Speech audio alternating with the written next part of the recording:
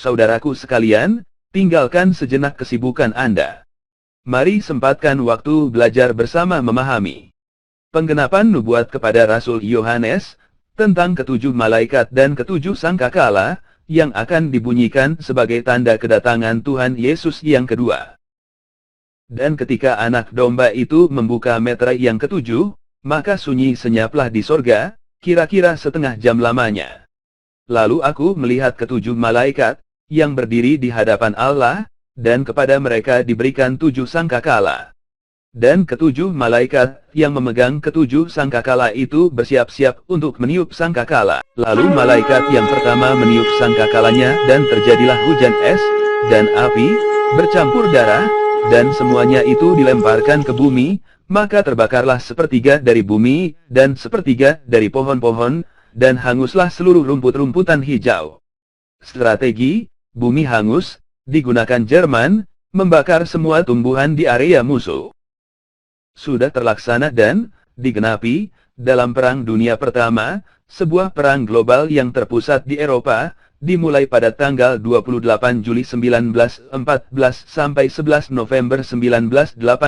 Lalu malaikat yang kedua meniup sangkakalanya, dan ada sesuatu seperti gunung besar yang menyala-nyala oleh api, dilemparkan ke dalam laut. Dan sepertiga dari laut itu menjadi darah, dan matilah sepertiga dari segala makhluk yang bernyawa di dalam laut, dan binasalah sepertiga dari semua kapal. Nubuat ini sudah terlaksana, dan digenapi dalam Perang Dunia II, sebuah perang global yang dimulai tahun 1939 sampai 1945. Lalu malaikat yang ketiga meniup sangkakalanya, dan jatuhlah dari langit sebuah bintang besar, menyala-nyala seperti obor, dan ia menimpa sepertiga dari sungai-sungai dan mata-mata air. Nama bintang itu ialah Absinthus. Dan sepertiga dari semua air menjadi Absinthus, dan banyak orang mati karena air itu, sebab sudah menjadi pahit. Nubuat ini sudah terlaksana dan digenapi. Peristiwa ledakan Chernobyl, ledakan obor pada 26 April 1986. Lalu malaikat yang keempat meniup sangkakalanya, dan terpukullah sepertiga dari matahari, dan sepertiga dari bulan, dan sepertiga dari bintang-bintang, sehingga sepertiga daripadanya menjadi gelap, dan sepertiga dari siang hari tidak terang, dan demikian juga malam hari. Nubuat ini sudah terlaksana dan digenapi dalam peristiwa letusan Gunung Pinatubo pada tahun 1991 hingga 1993. Lalu aku mendengar seekor burung nasar terbang di tengah langit, dan berkata dengan suara nyaring, "Celaka, celaka, celakalah mereka yang diam di atas bumi oleh karena bunyi sangkakala ketiga malaikat lain yang masih akan meniup sangkakalanya." Lalu malaikat yang kelima meniup sangkakalanya, dan aku melihat sebuah bintang yang jatuh dari langit ke atas bumi, dan kepadanya diberikan anak kunci lubang jurang maut. Maka dibukanyalah pintu lubang jurang maut itu, lalu naiklah asap dari lubang itu bagaikan asap tanur besar, dan matahari dan angkasa menjadi gelap oleh asap lubang itu. Dan dari asap itu berkeluaranlah belalang-belalang ke atas bumi, dan kepada mereka diberikan kuasa sama seperti kuasa kalajengking di bumi. Dan kepada mereka dipesankan, supaya mereka jangan merusakkan rumput-rumput di bumi, atau tumbuh-tumbuhan ataupun pohon-pohon, melainkan hanya manusia yang tidak memakai meterai Allah di dahinya.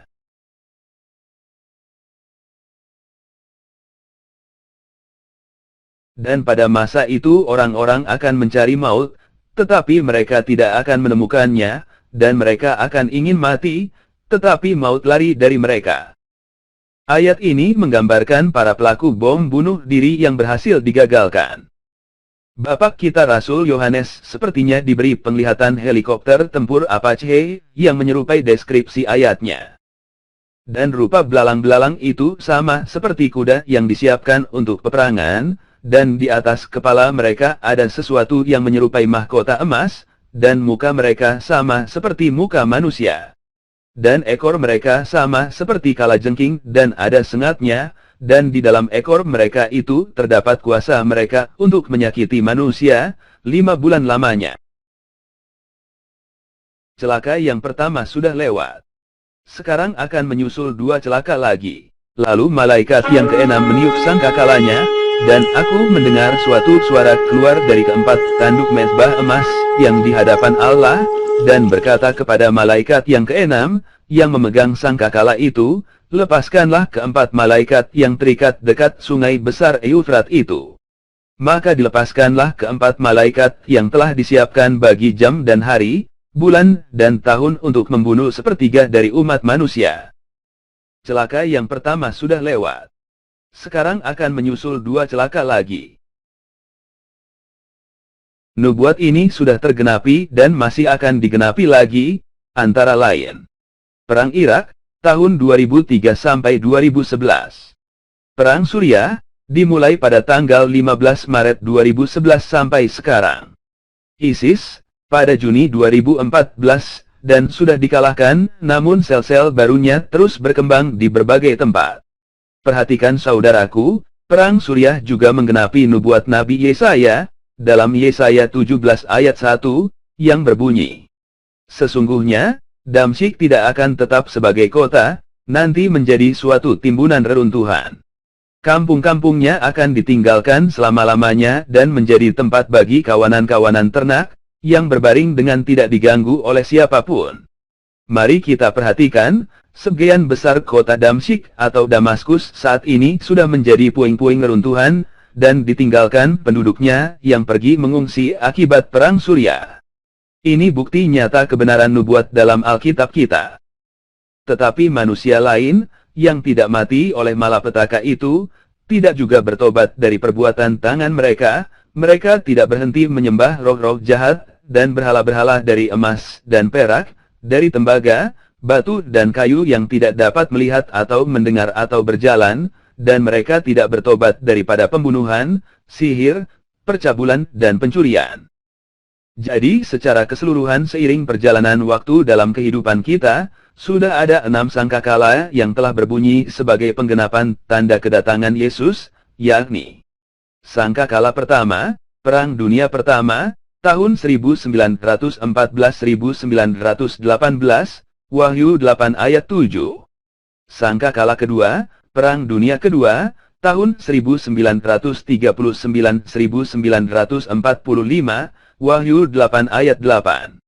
Sangkakala ketiga, Ledakan Chernobyl, tahun 1986, Wahyu 8 ayat 10. Sangkakala keempat, Letusan Gunung Api Pinetobu, tahun 1991-1993, Wahyu 8 ayat 12. Sangkakala kelima, Perang Irak and Kuwait, tahun 1990-1991, Wahyu 9 ayat 1-12. Sangkakala keenam, Perang Irak, Perang ISIS and Perang Suriah, tahun 1999 hingga 2021, Wahyu 9 ayat 13-21. So, jika kita menghitung usia generasi Israel yang lahir pada tahun 1947 sesuai nubuat Nabi Yesaya 66 ayat 8, dan perumpamaan pohon ara yang melambangkan berdirinya Israel sebagai sebuah negara berdaulat, bahwa generasi ini tidak akan berlalu, maka jika kita merujuk kitab Mazmur 90 ayat 10, usia manusia 70 tahun, dan kalau kuat 80 tahun, maka kita yakin bahwa tahun 2027 merupakan tahun kedatangan Tuhan kita Yesus Kristus. Sebagai penggenapan doa Bapa kami, datanglah kerajaan-Mu, jadilah kehendak-Mu, di bumi seperti di sorga.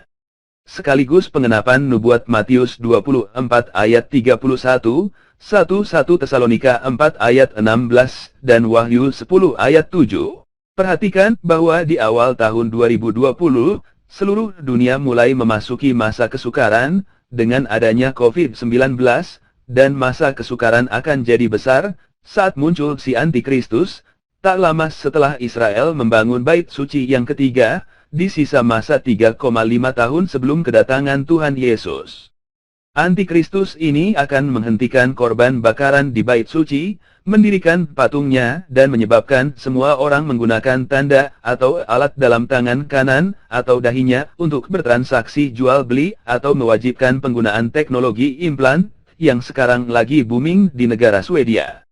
Seiring berjalannya waktu kita akan lihat bait suci ketiga didirikan beberapa tahun lagi ke depan, dan munculnya si pembinasa keji itu. Kini kita semua menunggu sangkakala ketujuh berbunyi pada tahun 2027. Luar biasa sukacitanya mengetahui kedatangan Tuhan kita sungguh sudah sangat dekat. Ayo saudara, tugas kita bersama mengingatkan orang percaya untuk terus setia dan siap sedia dengan membagikan berita ini. Tuhan Yesus memberkati.